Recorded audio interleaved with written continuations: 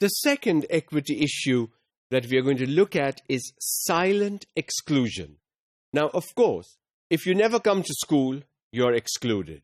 If you come to school and you drop out, you're excluded. We know those children because they're physically not there. But then what is silent exclusion? This is children who come to school yet gain nothing. And that is, along with the students never enrolled and those who have dropped out from K through 12 education, poverty also affects those who are in school but at the risk of dropping out. I'm coming today, I'm not sure I'm going to be here tomorrow or next week or in a month I may be gone. That risk of dropping out needs to be addressed. Why is that critical? Even more critical than the excluded child is because that child is actually in school and something can be done. If the child is not in school, really, there is not much you can do. These students are low attenders, which means they come 2 days, they're gone a day, they may come in the morning, leave early, for whatever reason, low attendance students. Repeaters, students who failed, didn't make it through a grade, have failed it. Well, you're not going to stay 3, 4, 5 years in the same grade. You'll drop out. Low achievers, who never get the A grade. You're always at the D and F, the D and F. What's going to happen to you? There's no motivation for you to continue. What do? You tend to drop out. And are referred to by Lewin as silently excluded. These children are actually there, but because teachers don't focus on them, don't pay attention, if the child is there, 20 today instead of 25, 5 people absent, lovely, I have 5 less children to worry about. That's not motivating, that's not going to help keep children in school. So teachers have to be more vigilant. Look out for these people because every child can be taught. Every child can improve.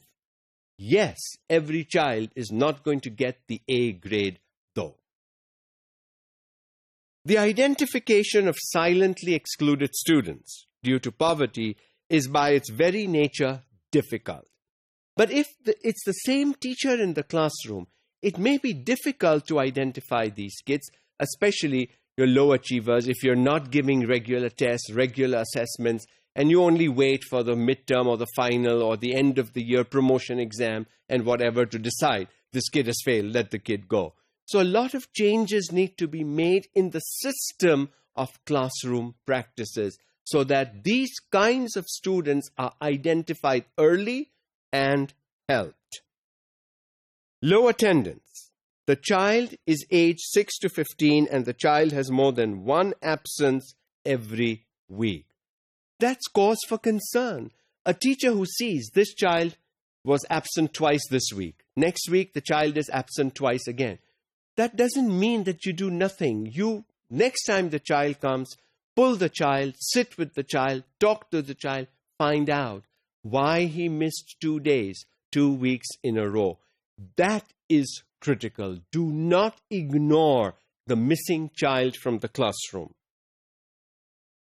Low achievement. The child is aged 6 to 15 and they are ranked as being in the bottom 25% of the class. The bottom 25%, okay? So you're not first, second, third. You're not even in the first 10. And if you are last, you are last, you are last. How is that motivating for the child? Stop. Again, pull the child out. Sit. Help the child. Work one-on-one with the child. Make sure that the child feels successful. Repetition.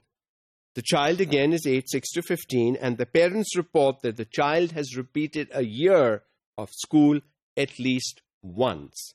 So if you've repeated a year and you're sitting in class 2 again for another year, why should you waste another year?